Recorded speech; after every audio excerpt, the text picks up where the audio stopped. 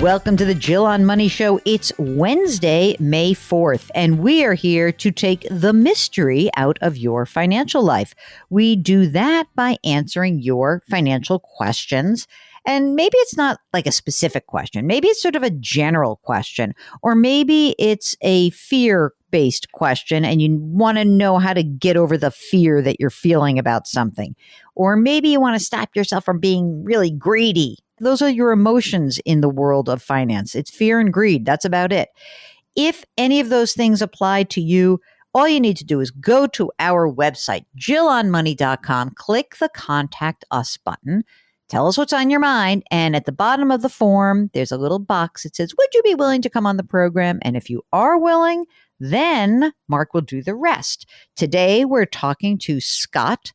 He is from Bellevue, Washington State, that is. Scott, welcome to the program. What can we do for you? Thanks, Jill. Good to be here. And it's Washington. I know. Okay. Washington. That's an old East Coast thing. That's right. Okay, Washington State. So already we know you live in a nice place and it's probably expensive. So what's going on? Well, I've been working a long time, 30 years, same company. Living below my means, investing, even taking in roommates. I'm just kind of ready to retire. All right. Well, how much do you earn right now? Well, that's come way down. I stepped from outside sales to inside sales, so I took a pretty big pay cut, and I'm down about to about $100,000 a year.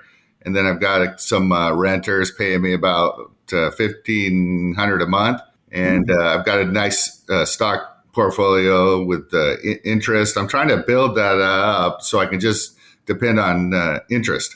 How old are you? I'll be 59 very soon.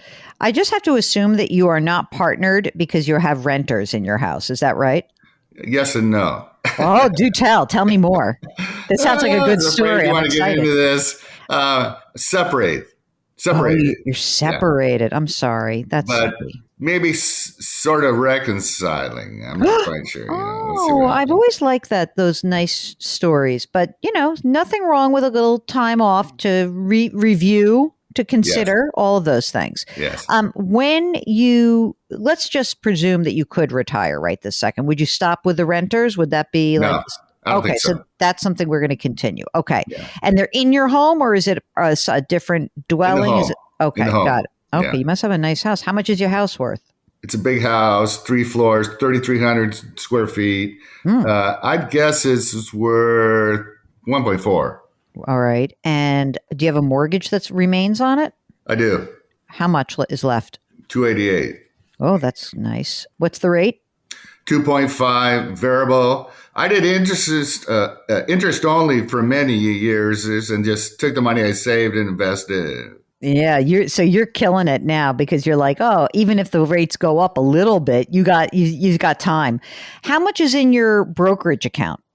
What day is it? It's just a day that ends with Y. Give me the approximate value. About 1.6. Oh, that's good. Okay. And what about retirement accounts? About 1.6. 1.6 in both retirement and brokerage? More or less. Yeah. Oh, wow. Okay. Then I got cash, about 150, an emergency fund, and some gold. Gold? Interesting. Is the retirement account a pre-tax account or a Roth account? I got a little traditional, a little Roth, and a 401k. Okay. How much is in gold for real? About 60 grand. How much do we need to generate from your accounts to float you? What's your need? What's your retirement need? 100 grand would be nice. What do you mean? You're only making 100 now, and you're putting money into retirement, so it's less than 100. I live pretty close to the bone. Okay. All right. So you need 100 grand pre-tax is what you're telling me. Yeah, I'd say so. And I'm on travel. Okay. Is there any pension that's in your future? No. What about Social Security benefit? 67 would be 3,300, and at 70 be 4,100. Anything else that I should know about? The stocks, I'm almost all stocks. U.S. equities, mostly highly diversified portfolio, but probably a little riskier than you'd like. Okay. But it's okay for you? Yeah. All right. I mean, you'll have to shift that obviously if we're going to stop working. Do you really want to stop like now? Is the clock ticking for us right now? Well, there's a lot of changes come up in my job. I've been doing the same thing for 30 years. I'm kind of burnt out. I'm getting older. If I've got the money to enjoy life, why not? Okay. You got kids or anything I got to worry about like anyone else? I got one grown daughter through school, no debt. Now, what happens if this relationship gets back on track? Does the game plan change then? A little bit. She makes money, has her own business. She got some money sacked away. She's a Spanish citizen. Mm-hmm. So we probably live over there part time. I could get the health care there. So let's just say you wait until you're 67 to draw your Social Security. We'll use that as like your baseline. So we need 7 years of $100,000, right? And you'll have to use the brokerage account essentially to fund that, right? I'm sure that you have some capital gains on this account. So I am presuming that, I'm just going to do some simple math with you, that probably if you sold, if you sold out a little bit at a time and you fund your $100,000, we're going to deplete that. It's going to go down to $500,000 or $600,000 at the end of the terminus of this little era, the 60 to 67 year. So you're going to end up with, let's say, 500 grand in there, and you will have spent the money to finance 60 to 67. I'm being very conservative. And then at 67, you get your $3,300. Okay. And of course, you do have the rent, but I'm not really including that right this second. So then at 67, you can start pulling down a little bit less than that much money out of the brokerage account. But it seems to me that you're going to sort of deplete that account generally. What about the 4% rule? Yeah. 4% is not a great rule depending on where interest rates are. Let's say it's 3%. Okay.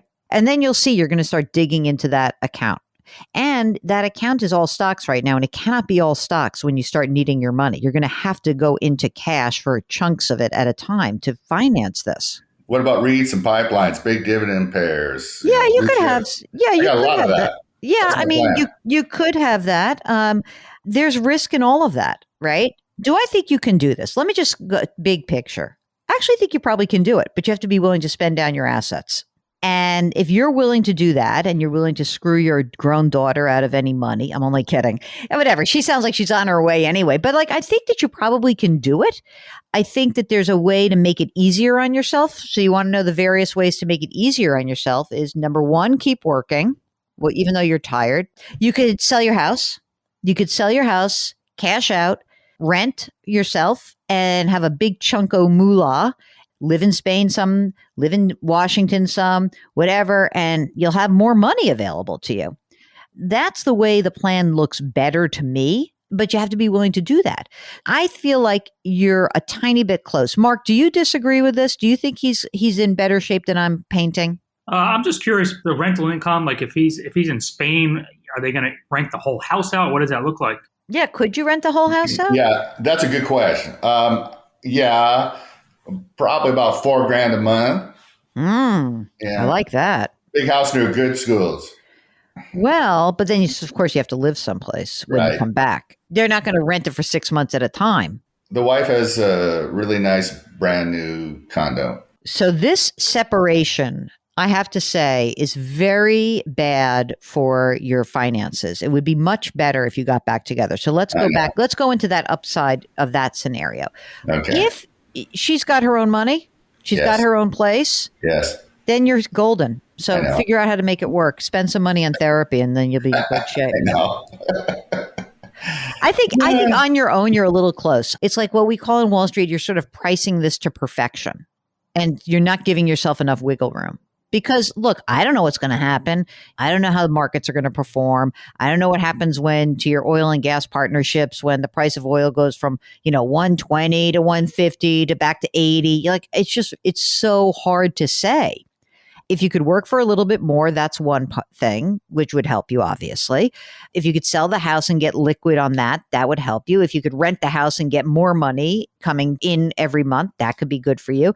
It's interesting. It's like you've done a very good job of saving, but because your retirement need is this $100,000 a year, don't forget all that money that's sitting in the 401k hasn't been taxed yet. So I got to pay tax on it. You don't have 1.6 million. It's less than that because we have to pay tax on it. Might be too high, Jill, but I'm trying factoring in having to pay my own health insurance. And then if I reconcile, that's a no-brainer, right? No-brainer. Oh, yeah, right? No-brainer. No-brainer. Okay. So figure out how to make it work. Yeah. Okay. Yeah. Figure it out, dude. Figure it out. Now, it sounds like you know what you're doing with your investments. You've got an idea, at least, that you think you know what you're doing. Be more conservative than you're being. That's what I want to encourage you to do. Bonds? No, I'm just saying in general, with your assumptions and life has been good for you for the last 30 years. You've been an investor in an incredibly vibrant 30-year period. Yes. Right? So let's downgrade what you think can happen in the future and then see if the plan works. If you do that, then you'll end up where I am, which is you're pretty close. Oftentimes when I have these conversations, it's like I price to disaster and then I work backwards. And you price to perfection. So somewhere in the middle of the two of us is something. The reason why I price to disaster is that I'm too much, I'm worried for all of you guys. And I have to look at what if it was the 10% scenario where the blank hit the fan? I would be worried about that. So I want to put you in a place where you don't have to price to perfection. And you can put yourself in a place where I don't have to price for disaster. You got some wills and you got some power of attorney, healthcare proxy. Going to make sure your daughter gets it if you walk out on the street right now and get hit by a bus. I got a will, not the other stuff. Get a healthcare proxy and get a power of attorney. Healthcare proxy is actually more important when you're 59 years old. And, since we're in sort of the same age-ish, late 50s, that's when bad things happen. And you want to make sure that you have something documented.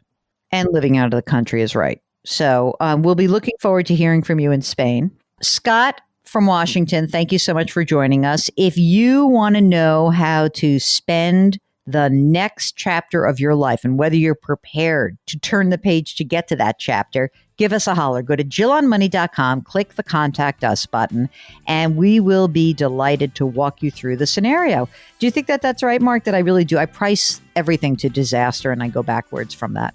It's why you guys love me. It's very good to have a wimpy friend. You can be really aggressive and then I can be wimpy and it'll all be good. Don't forget to sign up for our free weekly newsletter. And would you mind, please, to leave us a rating and review? Especially if you're one of the people who comes on the air with us. You should be felling over us, for God's sakes. So leave a rating and review on Apple. Mark really wants to beef that up a little bit. Okay, do something nice for someone else today. Grit, growth, grace. Thank you for listening, and we'll talk to you tomorrow.